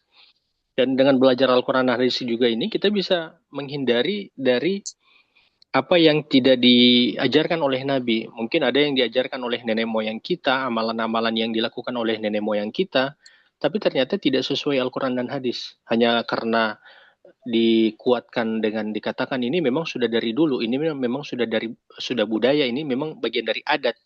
Padahal kalau dilihat ternyata bertentangan atau tidak sesuai dengan apa yang diajarkan oleh Nabi, maka harus ditolak. Karena Rasulullah itu menolak adat dan budaya yang ada di masa itu yang tidak sesuai dengan Al-Quran dan hadis. Tapi kalau adat dan budaya itu sesuai dengan Al-Quran dan hadis, boleh diterima. Sebagaimana baju batik itu kan. Kemudian mukena itu kan di Arab tidak ada mukena kan. Kalau kita lihat orang umroh sama haji itu yang pakai mukena itu kan hanya orang Indonesia. Begitu Bun ya? Iya, betul ya. Begitu. Iya, seperti itu. Jadi kalau tidak bertentangan dengan Al-Quran dan hadis diterima. Tapi kalau bertentangan dengan Al-Quran dan hadis maka harus ditolak. Karena harga mati kita itu hanya dua itu. Al-Quran dan hadis Nabi. Kita harus memang wajib untuk mempelajari kedua ini supaya insya Allah kita bisa selamat di dunia maupun di akhirat. Dan bisa selamat dari bujuk rayu golongan ini. Seperti itu. Dan bisa jadi ada golongan yang benar. Cuman karena memang kita tidak belajar, akhirnya kita tidak ikut golongan-golongan yang benar itu, orang-orang yang benar itu. Seperti itu. Begitu Bun. Ya, jadi misalnya kita dengar ini, misalnya kita dengar siapa Ustadz Khalid Basalamah, itu kan juga bagus dia. Ya, karena bagaimana cara mengukur dia bagus dan benar ya, tentu kita belajar Al-Quran dan hadis. Oh, kayaknya apa yang dijelaskan oleh Ustadz Khalid benar nih. Sesuai Al-Quran dan hadis seperti itu. Ngikutin Ustadz nanti aja. Ya. Ngikut ini Bun, Quran sama hadis Bun. Ustadz Muji kan udah pasti gitu kan. Oh jangan ke saya Bun, bisa bahaya itu Bun. Harusnya Quran sama hadis. Tapi menantunya Bunda masih di Inggris? Enggak, alhamdulillah sekarang sedang ditempatkan di sini mungkin kira-kira ya paling enggak 3-4 tahun barangkali. Alhamdulillah Pak Ustadz, doa saya dikabulkan, pengen dekat gitu. Jadi lebih sudah pindah ke Indonesia. Alhamdulillah. Ya, tapi rumahnya juga alhamdulillah dekat sekali dengan masjid Pak Ustadz. Jadi Masya Allah. Ya hanya beberapa ya pokoknya 50 meter kali ya, pokoknya bisa jalan kaki ke situ. Lebaran kemarin sudah lumayan sih, sudah agak lama, tapi ya alhamdulillah lah Pak Ustadz bisa di sini, jadi bisa lebih lebih mendekati suasana Islamnya begitu. Iya alhamdulillah. Dekat dengan masjid, hanya bisa jalan kaki lah dari rumahnya. Dan musolanya juga di depan rumah di kompleksnya itu. Jadi ya dibangunkan terus Pak Ustadz oleh azan subuh begitu. Oh, Masya Allah, alhamdulillah. Iya, sepertinya juga dia sempat memilihnya seperti itu mungkin ya, karena dia sudah katanya sih surveinya sudah lebih dari 1 tahun cari-cari tempat di Jakarta yang kira-kira sesuai dengan sekolah anaknya, dengan dia sendiri. Akhirnya itu pilihannya, ternyata ya alhamdulillah dekat masjid, dekat musola, begitu Pak Ustadz. Iya, alhamdulillah, Masya Allah. Terima kasih Pak Ustadz. Mohon supportnya, semoga tetap Tomah ya, tetap. Ya. Anak saya juga agak keras sih, anak saya yang perempuan tuh lumayan ini ya. Artinya dia dari kecil juga saya minta belajar ngaji. Ada sekolahnya dulu di sekolah Islam. Di cucu saya juga di Nizamia Andalusia yang di sana di Taman Mini, jauh dari rumah, tapi ya nggak tahu bapak ibunya pilihannya ke situ, ya saya pikir silahkan aja, itu yang terbaik. Iya, Baik, Ustaz. alhamdulillah, Bun. Oke, Masya Allah. Terima kasih Mbak Tara yang selalu saya juga ceritakan, karena Mbak Tara juga malah kebetulan mantu saya juga, jadi suka berdiskusi. Iya, Mbak. Ada lagi yang mau bertanya? Mungkin karena sudah mendekati waktu maghrib ya. Udah mau azan nih tempat saya juga. Mbak Lisdia. Mbak Lisdia kelempar, Bun. Masih ada nggak ya? Kelempar, Bun. Oh, kelempar ya, karena posisinya mati, kondisinya mati HP. Mungkin HP-nya habis ya. Oh, habis di baterai rumahnya ya. mati lampu. Masya Allah. Nggak mungkin habis baterai. Di mana? Ada lagi mungkin yang mau bertanya sebelum Kayu kita Kiko. tutup? Kayu Kiko. Kayu Kiko. Diam-diam ayam ini Kayu Kiko. Iya, tumben. Baru selesai sholat maghrib. Masya Allah. Oh, sudah di Makassar? Sudah. Atau saya kira masih di Jogja ini. Sudah maghrib di sana sih ya. Iya. Mungkin berikutnya bisa dibahas Ustaz dalam misalkan kita memilih misalkan belajar Al-Quran dulu. Sedangkan begitu banyak tafsir di luar sana. Sedangkan kita belajar misalkan belajar mandiri beli kitab, terus nonton YouTube. Nah, yang mana prioritas difahami terlebih dahulu, karena kadang saking semangatnya kita kayak tenggelam dalam banyaknya kajian, tenggelam dengan banyaknya pengertian, pemahaman, dan mungkin juga kalau saya tidak terlalu mengukur diri, jadi ya itu seperti tenggelam dengan berbagai macam tafsir ini, kitab itu, pemahaman ini, misalkan belajar Ibnu Katsir, belajar tafsir, jadi itulah mungkin berikutnya karena ibaratnya mau sungguh-sungguh paham Al-Quran seperti tadi yang Ustaz bilang. Minta tolong ya kalau kesempatan berikutnya itu dibahas karena menjelang maghrib waktu Jakarta. Seperti itu. Iya, Bunda Kiko. Tapi mungkin sedikit, Bun ya. Saya jelaskan mungkin sedikit, 1 menit saja. Iya, silakan Ustaz. Kalau saya, kalau pendapat saya, kita memang bagusnya belajar dari Quran. Artinya kita tadabbur. Jadi pilih satu ayat yang memang kita kecenderungan di situ. Misalnya saya mau pilih Al-Maidah nih, saya mau menghabiskannya selama 6 bulan atau 1 tahun. Itu Al-Maidah. Tapi juga bukan berarti kita tidak mendengar kajian-kajian yang lain. Itu yang lain itu suplemen saja, vitamin saja. Tapi yang utama kita itu adalah kita pilih misalnya surat Al-Maidah atau surat Ali Imran. Baca Ibnu Katsir ataupun kita baca Al-Muyassar. Tidak usah banyak-banyak, 1 ayat saja. Karena kalau di awal sudah terlalu banyak, lama-lama itu bisa hilang. Karena yang paling penting itu adalah sedikit demi sedikit tapi konsisten, istiqomah. Dan selain kita baca, kita dengar juga penjelasan dari mana Bayyinah TV, Ustadz Noman. Kalau Bunda Yukiko kan bisa bahasa Inggris nih. Lalu kemudian yang kedua, bisa dari Ustadz ini Bahtiar Nasir yang memang fokus juga di tadabbur. Jadi kemudian yang ketiga Ustadz Abdul Rahman Abdul Muin yang di Malaysia. Kemudian juga Ustadz Muhammad Yahya yang fokus di tadabbur juga yang ada di Indonesia. Jadi tinggal dipilih saja sambil beraktivitas kita dengar apa ayat itu, dan jangan lupa juga satu, kita harus ajarkan karena dengan kita mengajar itu ada tuntutan bagi kita untuk belajar. Karena tidak mungkin orang mengajar dia tidak belajar, dia harus belajar. Gitu. Seperti itu mungkin. Betul banget. Dan kalau saya boleh nambahin, kemarin mungkin Ustadz ya sudah baca yang di-share oleh Bunda Hafni di grup Tadabur with Love itu, bahwa Ustadz Numan itu ternyata mengambil tafsir dari berbagai macam sumber ya. Jadi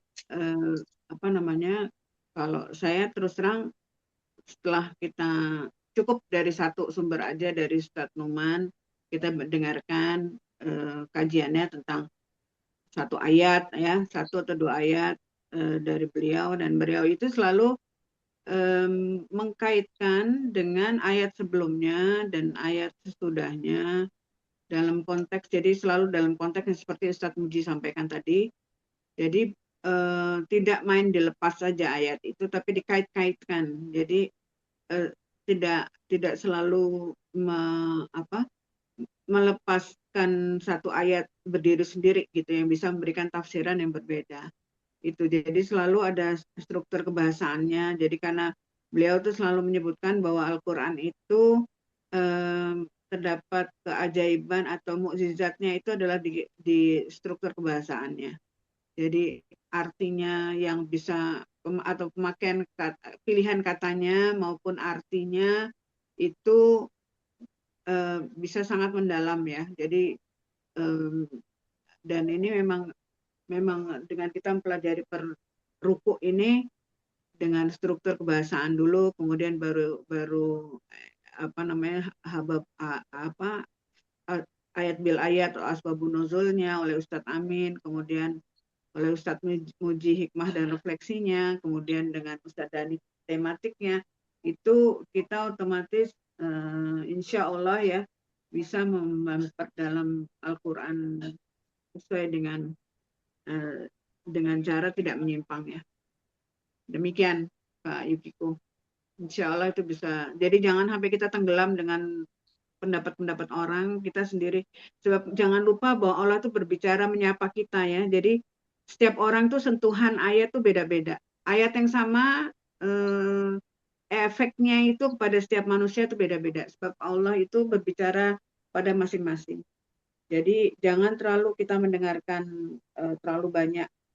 1-2 aja ayat tafsiran yang tadi yang seperti Ustadz Muji sampaikan. Sudah cukup. Atau mau dengarkan ceramah Ustadz Numan, cukup. Jadi jangan terus kita kemana-mana gitu. Malah bikin pusing. Gitu. Ya, oke. Saya rasa cukup ya Ustadz.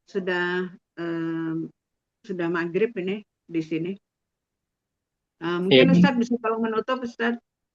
Iya, besok acara Ustadz Noman nih. Iya, besok ada malam ini. Hari ini, malam ini kan Bun ya? Atau pagi tadi? Malam ini tadi, nanti malam. Saya terus terang saya sendiri juga dapat undangan, dapat tiket gratis ya kemarin dari sister dari Numan Alikan Indonesia, alhamdulillah. Cuman karena kondisi saya masih belum bisa, jadi saya kembalikan ke sana ke mereka supaya disampaikan. Coba Ustadz Muji ada di Jakarta ya. Baik. Oke, insyaallah. Baik. Baik, kita tutup. Ya, kita tutup Bun ya. Semoga Allah Subhanahu wa taala senantiasa memberikan petunjuk kepada kita. Di petunjuk yang tentu petunjuk yang benar dan membawa kita kepada kebaikan, kebenaran itu dan keselamatan juga di dunia maupun di akhirat. Amin. Kita tutup dengan doa kafaratul majelis. Subhanakallahumma bihamdik asyhadu an la ilaha illa anta astaghfiruka wa atubu ilaik. Assalamualaikum warahmatullahi wabarakatuh. Waalaikumsalam. Terima kasih semuanya. Assalamualaikum. Saya tutup ya.